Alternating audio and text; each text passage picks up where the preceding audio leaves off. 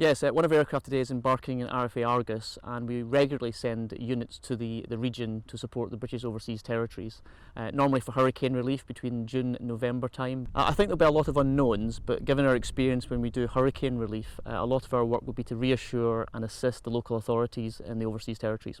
Worrying, yes, but also very challenging because we have other units deployed around the world on operations, and we have to maintain those operations whilst also doing our part. The support of our families is essential to the success of our operations, and we hope that that support will get the teams through some difficult times that may lie ahead.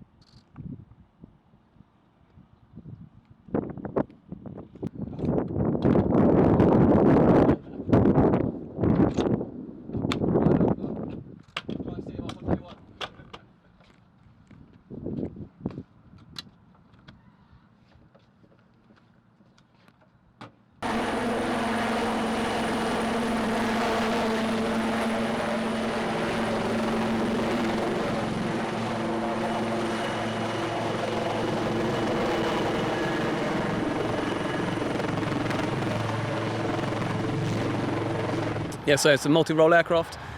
We can do anything from load lifting, so moving around underslung freight, or moving around personnel, casualties. So that'll be the general. I think that'll be the sort of the general tale of the tasking that we'll be employed to do. Given that the size of the aircraft compared to the Merlin Mark IV that will be deploying with us, because it's smaller, we can sort of utilise that to best effect to get into smaller landing sites without the risk of causing damage to any of the sort of local inhabitants. Yeah, so annually we deploy to the Caribbean in support of Atlantic Patrol Tasking North, which is HADA, so Humanitarian Aid and Disaster Relief, and that's a normal annual sort of cycle that we do, and that's to again provide assistance to the UK overseas territories in support of the hurricane season, which will come into effect later on in this year. Yeah, so there'll be 11 personnel from 203 Flight, 2 aircrew and 9 engineers.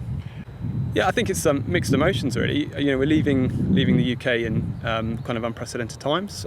Yes, we're going out to support British nationals, but at the same time, you know, it's worrying for the families because we're leaving them at a time when we don't know how they're going to be affected back home.